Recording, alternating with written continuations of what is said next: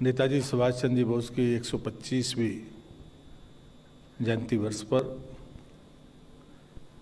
भारत सरकार के हमारे आदरणीय प्रधानमंत्री जी ने एक उच्च स्तरीय समिति के निर्णय के बाद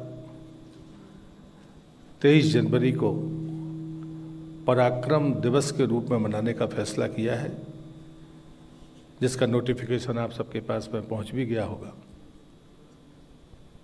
देश के भीतर और देश के बाहर भारत सरकार के कैलेंडर में अब 23 जनवरी पराक्रम दिवस के रूप में मनाई जाएगी। इस दृष्टि से 23 तारीख को माननीय प्रधानमंत्री कलकत्ता में इस 23 जनवरी को पराक्रम दिवस के आयोजन में शामिल होंगे। 23 तारीख को जो कार्यक्रमों की गतिविधियां हैं जो वर्ष भर चलने वाली हैं, उसके लिए एक उच्च स्तरीय समिति आदरणीय प्रधानमंत्री जी के नेतृत्व में बनी है। 85 सदस्यीय इस समिति में तमाम क्षेत्रों से लोगों को शामिल किया गया है ताकि वर्ष भर ये प्रभावी कार्यक्रम चल सके। मंत्रालय इस बात को मानता है कि नेताजी की मेघा, उनकी जो योग्यता थी, उनने गुलाम भारत के समय भी ICS की परीक्षा पास करके साबित कर दिया था कि उनकी बुद्धिमत्ता किस श्रेष्ठता के ऊपर अपने आप को रखती थी, और बाद में उसको तिलांजलि देकर देश की आज़ादी के लिए जो उन्होंने काम किया, और लगातार हर क्षेत्रों में उन्होंने जो परिस्थितियों का सामना किया है, वो आने वाली पीढ़ी को इस बात का एहसास हो, इस बात का विश्वास जगे और विश्वास बढ़ाए। इस बात के लिए वर्ष भर जो गतिविधियाँ चलेंगी, उसके लिए आगे एक योजना माननीय प्रधानमंत्री जी के नेतृत्व में बनेगी। 23 तारीख को प्रमुख तौर पर 3 स्थानों पर कार्यक्रम है। एक कलकत्ता में है, जहाँ पर स्वयं प्रधानमंत्री जी एक प्रदर्शनी का उद्घाटन करेंगे, जो कल से कलकत्ता के नेशनल लाइब्रेरी ग्राउंड में प्रारंभ हो गई है। 400 मीटर के कैनवास पर 200 कलाकार, जो पटुआ आर्टिस्ट है, बंगाल के युवा आर्टिस्ट है, उनने अपनी पेंटिंग शुरू कर दी है, जो 23 तारीख तक चलेगी। ये पूरी तरह से सुभाष जी की जीवनी पर आधारित होगी। दूसरा कार्यक्रम कटक में है, जन्म स्थान पर है, जहाँ स्वयं पेट्रोलियम मंत्री आदरणीय धर्मेंद्र प्रधान जी उस कार्यक्रम में शामिल होंगे। तीसरा कार्यक्रम हरिपुरा में है, जहाँ पर मंत्रालय ने एक प्रदर्शनी लगाई है। पहली बार जब कांग्रेस के अध्यक्ष नामित हुए थे नेताजी, वो स्थान हरिपुरा था, इसलिए सांकेतिक रूप से उस स्थान को हमने चुना है।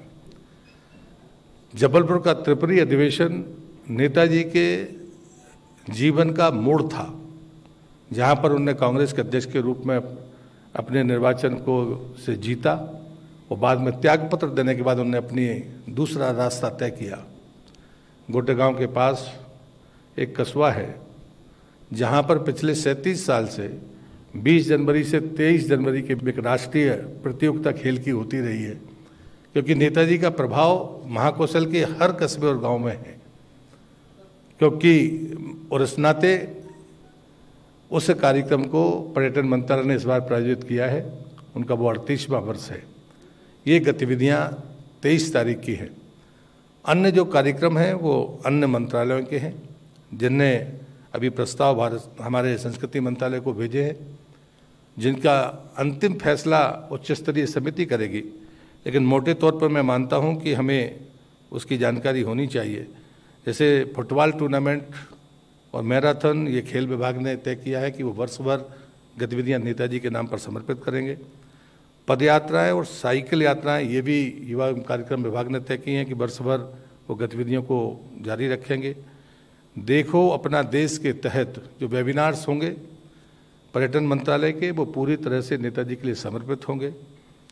INA की धुन पर कदम बढ़ाए जा मीटिंग रिट्रीट में ये गीत शामिल होगा।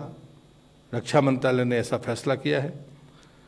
एयर इंडिया ने विमानों पर नेताजी के चित्र लगाने का फैसला किया है।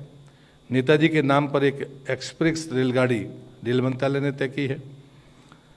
5 भारतीय विश्वविद्यालयों में नेताजी से संबंधित 5 पीठों की स्थापना होगी। ये शिक्षा विभाग का फैसला है। नेताजी पर लघु फिल्म प्रतियोगिता, भारत के लिए नेताजी के सपनों को कैसे पूरा किया जाए, ये सूचना प्रसारण मंत्रालय ने पूरा एक एपिसोड बनाने का फैसला किया है। इस प्रकार से जो मुख्य कार्यक्रम है वो कार्यक्रम कलकत्ता में है, जहाँ पर विक्टोरिया हॉल में एक कार्यक्रम होगा जो स्थायी तौर पर प्रदर्शनी 2 वर्ष तक वहाँ पर चलेगी। उसका उद्घाटन भी माननीय प्रधानमंत्री करेंगे। आईएनए के जो प्रमुख जीवित योद्धा हैं उनका वहाँ सम्मान भी होगा। और बंगाल की धरती पर जो आईएनए के द्वारा दिए गए 3 और ऐसे नाम हैं जो अब स्वर्गवासी हो गए, लेकिन उनके परिजनों का सम्मान प्रतीक के रूप में किया जाएगा। मैं आपकी एक जानकारी के साथ अपनी बात को समाप्त करता हूँ कि 60,000 की आईएनए का जो फोर्स था उसमें से 26,000 लोगों की शहादत हुई थी। देश की आज़ादी से लेकर अब तक हमारे शहीदों की संख्या, शहीद सैनिकों की संख्या भी 25,000 और 26,000 के बीच में है। लेकिन एक वो ऐसी फौज थी जिसके 60,000 में से 26,000 लोगों ने बलिदान दिया था। इसलिए आईएनए के इन शहीदों के नाम पर भी एक स्मारक बनाने की सोच संस्कृति मंत्रालय की है। और हम लोग ये मानते हैं कि स्थान के चयन के बाद हम इस बात का फैसला करेंगे। मैं आप सबसे यही आग्रह करूंगा कि मुख्य तौर पर जो 3 बिंदु हैं कि अब 23 जनवरी देश के भीतर और बाहर भारत सरकार के कैलेंडर में पराक्रम दिवस के रूप में मनाई जाएगी। 23 तारीख को पराक्रम दिवस के पहले कार्यक्रम में स्वयं प्रधानमंत्री कलकत्ता में होंगे, पेट्रोलियम मंत्री कटक में होंगे और सांसद CR पाटिल हरिपुरा में होंगे। मंत्रालय अपनी गतिविधियों को इस पर शामिल कर रहा है। इस संबंध में एक छोटा सा प्रेजेंटेशन भी है। मैंने कोशिश की थी कि जो गतिविधि शुरू है उसका एक अंदाज़ा आपको पड़े, वो हमारे इस प्रदर्शन में होगा। मेरी बात मैं यहाँ पर समाप्त करता हूँ। Subscribe to Nation Next YouTube channel and press the bell icon to get regular updates from Nation Next. Also like Nation Next Facebook page and follow us on Instagram and Twitter.